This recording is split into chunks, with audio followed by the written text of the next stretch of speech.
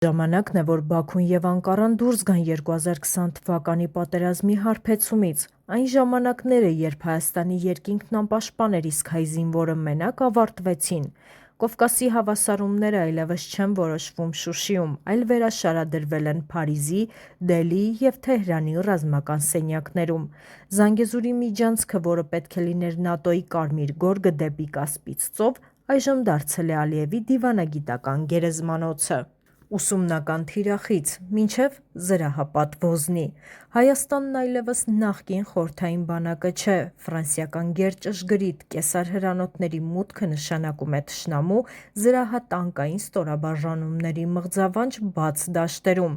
Միաժամանակ հնդկական ակաշհոփ համակարգերը և պինակահրթիռային կայանքները անվտանգ դարձրեցին երկինքը բայրակթարների և հարոպների համար, որոնք նախորդ պատերազմում անարգել սավառնում էին։ Սա նշանակում է, որ թշնամու բացարձակ օդային առավելությունը ջախջախված է։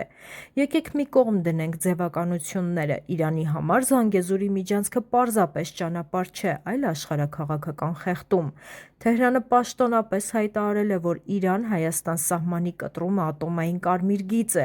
Արաքսի ափին արագ արձագանքման ուժերի տեղակայմամբ և անօդաչու սարքերի համալրմամբ Իրանը Բաքվին հասկացրեց, որ Սյունիքի ուղղությամբ ցանկացած սխալ քայլ կստանա այնպիսի պատասխան, որը կհրդեհի Կասպից ծովում Բաքվի նավթային ենթակառուցվածքները։ Պանթյուրքիզմի վերլուծաբանները մոռացել են, որ Բաքուն նստած է ապակետան մեջ։ Ադրբեջանի ողջ տնտեսությունը կախված է նավթի և գազի խողովակաշարերից, որոնք ինչպես կենսական երանգներ անցնում են Հայաստանի և Իրանի հրետանու թիրախի տակով։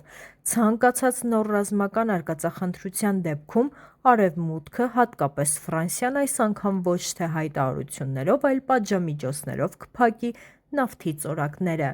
Պակիստանը Քաշմիրում Հնդկաստանի համար խնդիրներ է ստեղծում, իսկ հիմա Հնդկաստանը հենակետ է հաստատել Թուրքիայի և Բաքվի հետնաբակում։ Հյուսիս-հարավ միջանցքը, որն Իրանի չաբահարից գալիս է Հայաստան և ապա Եվրոպա, հզոր այլընտրանք է թուրքական երևակայական միջանցքներին։ Հնդկական փողն ու տեխնոլոգիան կառուցում են անփոխարինելի Հայաստան։ Եզրակացություն, շախ և մատ։ Բաքվում պատերազմի թմբուկների ձայնը մարել է ոչ թե այն պատճառով, որ նրանք խաղաղասեր են դարձել, այլ որովհետև հասկացել են՝ հաստատվել է սարսափի հավասարակշռություն։ Թեհրան, Փարիզ, Դեհլի եռանկյունին քաշել է պանթյուրքիզմի սուր ատամները Կովկասում։ Սուլթանի անկումը։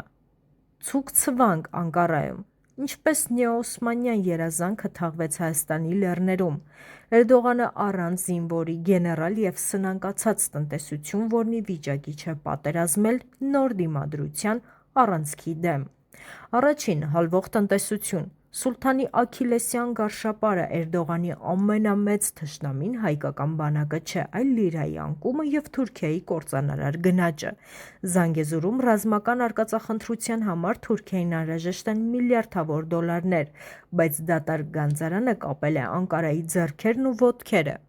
Երկրորդ՝ Ֆրանսիայի հզոր ապտակը ՆԱՏՕ-ի ականջին։ Ֆրանսիայի կողմից Հայաստանի զինումը նվաստացուցիչ ուղերձ էր Թուրքիայի համար։ Կովկասում ՆԱՏՕ-ն քո թիկունքին չէ։ Փարիզը փաստացի Անկարային ասաց՝ ճանաչիր չափդ, Կովկասը քո հետնաբակը չէ։ Երրորդ՝ սարսափ Իրանի հետ, երկրորդ ճակատից։ Թեհրանի ուղերձները հստակ էին։ Եթե Իրանի տարանցիկ ուղին դեպի Եվրոպա կտրվի, Իրանը կօգտագործի իր բոլոր լծակները Թուրքիայի դեմ։ Էրդողանը հասկացավ, որ Զանգեզուրի համար խաղադրույքը չարժե Իրանի հետ ուղիղ բախման։ Չորրորդ՝ թուրքական աշխարհ նախագիծը։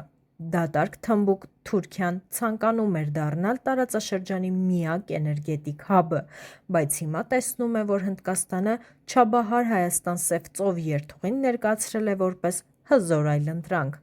Եզրակացություն այսօրվա իրականությունը սա է՝ հայկական արծիվները հնդկական և ֆրանսիական մագիլներով փակել են գորշ գայլերի ճանապարհը։